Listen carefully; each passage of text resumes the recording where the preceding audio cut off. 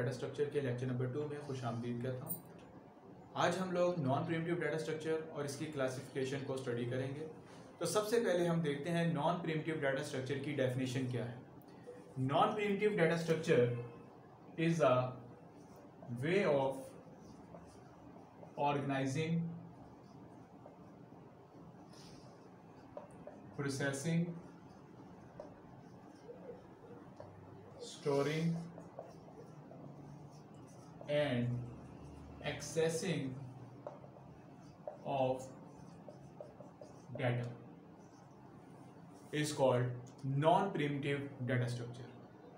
यानी कि data structure हमें ये फैसिलिटी प्रोवाइड करता है कि हम ना सिर्फ अपने डाटे को ऑर्गेनाइज कर सकें, उसको प्रोसेस कर सकें, उसको स्टोर कर सकें, और जब हमें जरूरत पेश आए हम अपने डाटे को क्या कर सकें, रिट्रीव और एक्सेस कर सकें।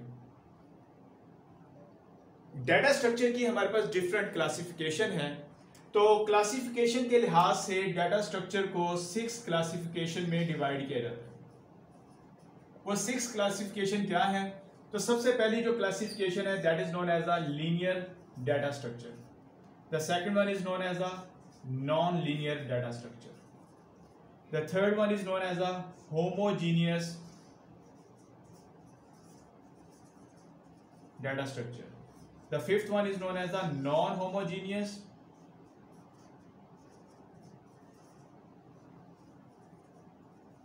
और इसको हम heterogeneous भी कहते हैं।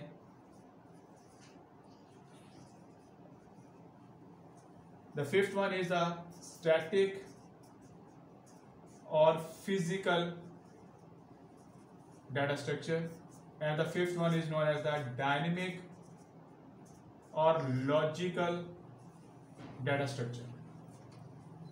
तो सबसे पहले हम बात करते हैं लीनियर डाटा स्ट्रक्चर क्या होती है। लीनियर डाटा स्ट्रक्चर ऐसी डाटा स्ट्रक्चर जिसमें हम अपने डाटे को ऑर्गेनाइज करते हैं इन सिक्वेंशियल मैनर। सिक्वेंशियल मैनर से क्या मुराद है? वन आफ्टर द अदर, यानी कि एक सीक्वेंस में हम अपने डाटे को क्या करेंगे, ऑर्गेनाइज करेंगे। किसमें? लीनियर डाटा स्ट्रक्चर में। इसकी एग्जांपल हमारे पास अरे is a linear data structure, stack is a linear data structure, Q is a linear data structure.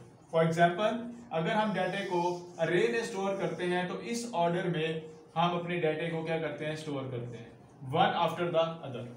That is known as a sequential और linear data structure। Second हमारे पास क्या है? Non-linear data structure। Non-linear data structure ऐसी data structure जिसमें हम अपने डाटे को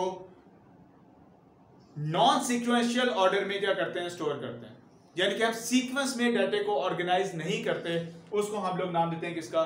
नॉन-लीनियर डाटा स्ट्रक्चर का। फॉर एग्जाम्पल अगर एक डाटा आपका यहां पड़ा हुआ है, दूसरा डाटा आपका इस साइड पे होगा, तीसरा डाटा आपका इस साइड पे होगा, तो एक सीक्वेंस में हम डाटे को अपने ऑर्गेनाइज नहीं कर रहे। तो इसकी जो एग्जांपल आपके पास है नॉन लीनियर की, that is a tree and graph are the examples of non linear data structure. The third one is a homogeneous. Homo is same, यानी कि ऐसी डाटा स्ट्रक्चर जिसमें आप एक ही टाइप का डाटा स्टोर कर सके, उस डाटा स्ट्रक्चर को हम लोग नाम देंगे किसका? होमोजीनियस डाटा स्ट्रक्चर का। फॉर एग्जांपल अगर मैं अरे डिक्लेयर करता हूं इंटीजर टाइप की, तो इसका मतलब ये है कि मेरे पास जो अरे में डाटा स्टोर किया जाएगा वो सारे का सारा डाटा जो होगा वो मेरा इंटीजर टाइप का होगा। एक ही टाइप का डाटा मैं इसमें स्टोर कर सकता हूं। That is known as a homogeneous data structure. जब हम नॉन होमोजीनियस या हेट्रोजीनियस की बात करते हैं तो इससे मुराद क्या है कि इसमें जो हम डाटा स्टोर करेंगे वो हमारे पास डिफरेंट डाटा टाइप्स का हो सकता है। यानी कि हम इंटीजर टाइप का डाटा भी, हम फ्लोट टाइप का डाटा भी, हम कैरेक्टर टाइप का डाटा भी एक ही डाटा स्ट्रक्चर में ऑर्गेनाइज कर सकते हैं। तो ऐसे डाटा स्ट्रक्चर को हम लोग नाम देते हैं किसका? नॉन होमोजीनियस और हेट्रोजीनियस डाटा स्ट्रक्चर का। इसकी एग्जांपल हमारे पास क्या है? स्ट्रक्चर। यानी कि स्ट्रक्चर में आप integer, float, character, long, double, हर टाइप का डाटा जो है आप इसके अंदर ऑर्गेनाइज कर सकते हैं। That is known as a homogeneous और हेट्रोजीनियस डाटा स्ट्रक्चर। स्टैटिक और फिजिकल डाटा स्ट्रक्चर। स्टैटिक और फिजिकल डाटा स्ट्रक्चर से क्या मुराद है कि जब आप किसी डाटा स्ट्रक्चर को अरे की मदद से इंप्लीमेंट करते हैं, या कंपाइल टाइम पे आप उसका साइज फिक्स कर देते हैं, उस डाटा स्ट्रक्चर को हम स्टैटिक और फिजिकल डाटा स्ट्रक्चर कहते हैं। यानी कि अगर आप किसी डाटा स्ट्रक्चर को कंपाइल टाइम पे मेमोरी असाइन कर देते हैं, that is known as a static और फिजिकल डाटा स्ट्रक्चर।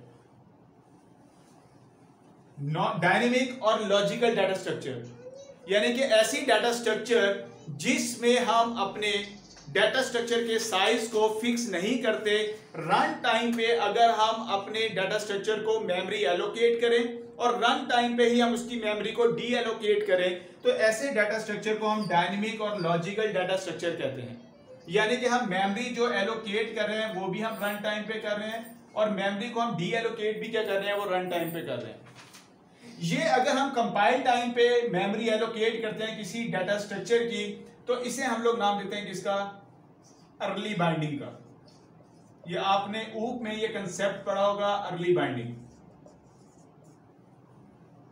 और अगर आप रन टाइम पे कोई मेमोरी एलोकेट करते हैं तो इसको हम लोग नाम देते हैं किसका, that is known as the late binding. यानी कि अगर रन टाइम पे मेमोरी को एलोकेट किया जाए, डी एलोकेट किया जाए, that is known as the late binding.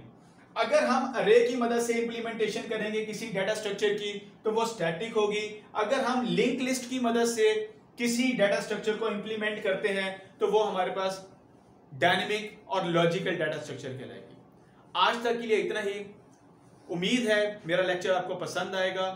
अगर मेरा लेक्चर आपको पसंद आता है, मेरे चैनल को आप लाइक कीजिएगा, शेयर कीजिएगा, सब्सक्राइब कीजिएगा। अपना ख्याल रखिएगा। बहुत शुक्रिया। अल्लाह हाफिज़।